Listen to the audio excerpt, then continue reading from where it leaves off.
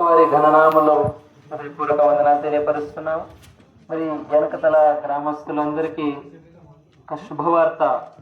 యేసు ప్రభువారు ఈ లోకానికి ఆయన జన్మించడానికి ఒక దూత ద్వారా ఇదిగో మీకు సమాధానము కలుగునుగాక అని మరి ప్రజలందరికీ సమాధానకరమైన వార్త తీసుకొని రావడం జరిగింది.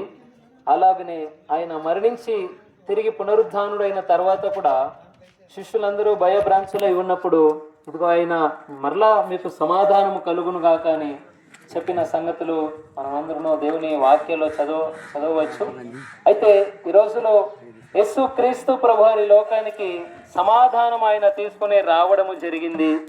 అయితే ఇదిగో ఎవరైతే మీలో సమాధానము లేనటువంటి వారై మీ జీవితాల్లో జీవిస్తున్నారో, మనిషిలో అందరూ కూడా ఎంత ఐశ్వర్యం కలిగినప్పటికీ కూడా కనీసం ఒక పూట ఆహారం తినలేని ఒక స్థితిలో ఉన్నారు. మరి నిజమైనటువంటి సమాధానం ఈ రోజుల్లో లేనటువంటి స్థితిలో అనేకులు ఉండవచ్చు.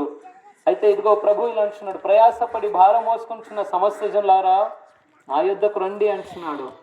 కనుక నిశ్చయంగా ప్రభు దగ్గర సమాధానం ఉన్నది. ఆయన ప్రభు అంటాడు, లోకం ఇచ్చినట్లుగా కాదు, నాలో ఉన్న శాంతి సమాధానాన్ని నేను మీకు ఇస్తానంటున్నాడు.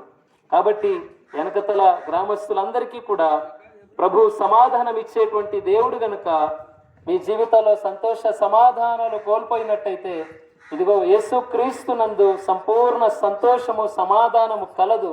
కాబట్టి ఇదిగో ఈ శుభవార్త వించిన వారలారా, నిజమైనటువంటి సమాధానము నిజమైనటువంటి సంతోషము ప్రభు అయిన యేసునందు మాత్రమే ఉన్నది. అది మేము అనుభవిస్తున్నాం. మా అనుభవంలో మేము ఆ సమాధానాన్ని మరి ఎరిగి ఉంటున్నాం. అదే సమాధానాన్ని మీరు కూడా పొందాలని ఈ విలువైన మాటల్ని మీకు తెలియజేస్తున్నాం. కాబట్టి యేసు క్రీస్తు ప్రభు దగ్గర నిజమైన సమాధానము సంతోషం ఉన్నాయి. కాబట్టి ఆయన యొద్దకు వచ్చి వారందరికీ ఆయన సమాధానం ఇచ్చేటువంటి దేవుడుగా ఉన్నాడు. అట్టి సంతోష సమాధానాన్ని మీరు పొందాలంటే ఇదిగో ఇంకా ఆయనను గురించి మీరు తెలుసుకోవాలంటే ఇదే ప్రాంతంలో ఉన్నటువంటి ఎఫ్రతా ప్రార్థన మందిరం ఉంటుంది.